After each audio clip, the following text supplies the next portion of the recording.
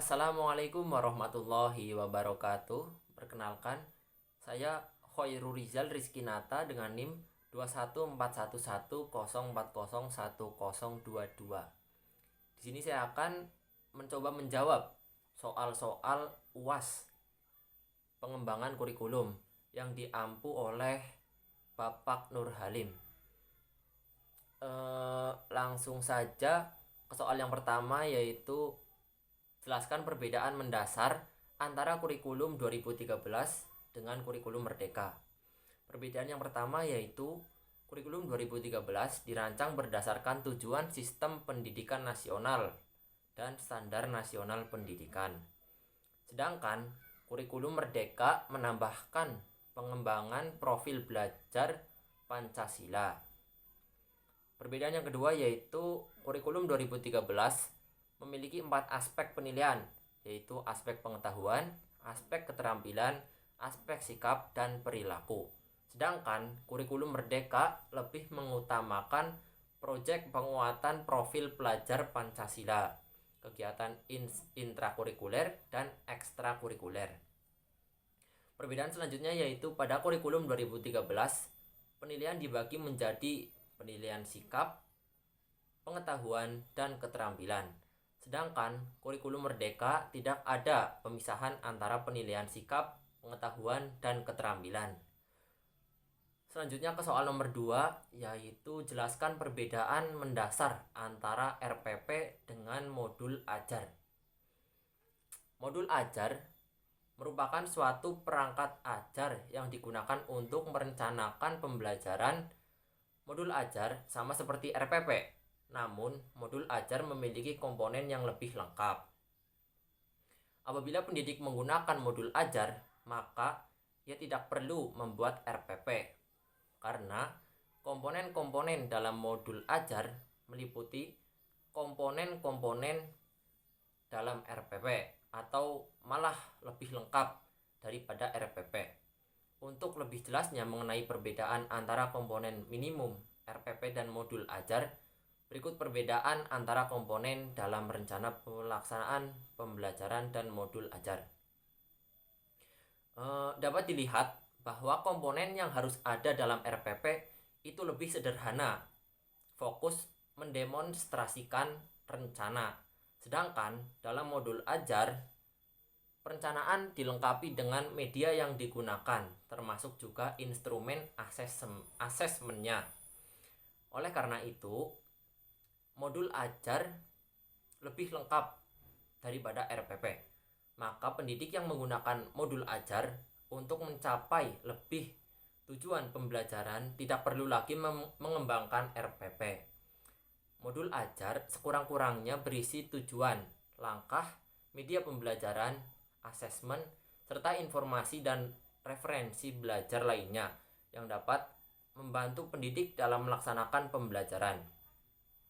Satu modul ajar biasanya berisi rancangan pembelajaran untuk satu tujuan pembelajaran berdasarkan alur tujuan pembelajaran yang telah disusun.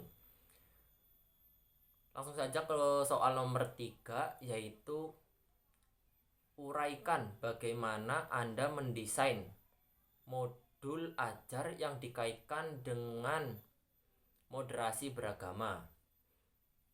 Langkah atau proses mendesainnya yaitu dengan menggunakan adanya 4 indikator dalam proses moderasi beragama, yaitu yang pertama komitmen, yang kedua kebangsaan, yang ketiga toleransi anti kekerasan, dan akomodatif terhadap budaya lokal. Selanjutnya yaitu dengan cara menciptakan modul elektronik atau e-modul. E-modul merupakan modul pembelajaran dalam bentuk digital yang dapat menunjang proses pembelajaran. Modul juga dapat disajikan secara interaktif, sebab di dalam e-modul dapat disisipkan media pembelajaran lain seperti video, gambar, animasi, dan audio. Alasan memilih e-modul pada pembelajaran dikarenakan e-modul memiliki banyak kegunaan, diantaranya yaitu e-modul dapat mengatasi keterbatasan ruang, waktu, dan tenaga dalam meningkatkan semangat belajar. Sebab adanya interaksi langsung antara peserta didik dengan sumber belajar, dan peserta didik dapat belajar secara mandiri sesuai bakat dan kemampuan yang dimilikinya, dan juga dapat memberikan rangsangan yang sama kepada peserta didik seperti pengalaman yang sama dan persepsi yang sama. E-modul dapat membantu dan memudahkan siswa untuk belajar di rumah, sehingga siswa tidak malas untuk mengulang kembali pembelajaran di rumah, seperti memahami materi yang ada di e-modul yang dilengkapi dengan gambar pendukung atau gambar animasi, atau bisa berupa video, audio, dan video pembelajaran lainnya. Guru juga dapat menggunakan e-modul pada saat proses pembelajaran berlangsung, yaitu dengan menggunakan bantuan InFocus yang dapat dilihat dan disimak oleh semua siswa yang ada di kelas. Langsung saja ke soal nomor 4, yaitu jelaskan satu persoalan dalam pengembangan kurikulum madrasah, kemudian jelaskan langkah solusinya untuk menyelesaikan persoalan tersebut. Pada proses pengembangan kurikulum madrasah, terdapat beberapa masalah yang terjadi dan menjadi persoalan dalam pengembangan kurikulum madrasah. Di antaranya adalah yang pertama, kurangnya struktur pendukung untuk para administrator dan guru. Yang kedua, kurangnya waktu bagi guru untuk melaksanakan pengembangan kurikulum madrasah. Yang ketiga, yaitu kurangnya guru yang berpengalaman atau terlatih dalam proses pengembangan kurikulum. Kemudian solusi untuk persoalan masalah tersebut ialah yang pertama, menambahkan struktur pendukung untuk para administrator dan guru dalam proses pengembangan kurikulum madrasah. Solusi yang kedua yaitu mengajarkan bagaimana pengembangan atau cara mengembangkan kurikulum madrasah yang berlaku, agar guru dapat mengembangkan kurikulum madrasah sesuai dengan tujuan yang sudah ditetapkan.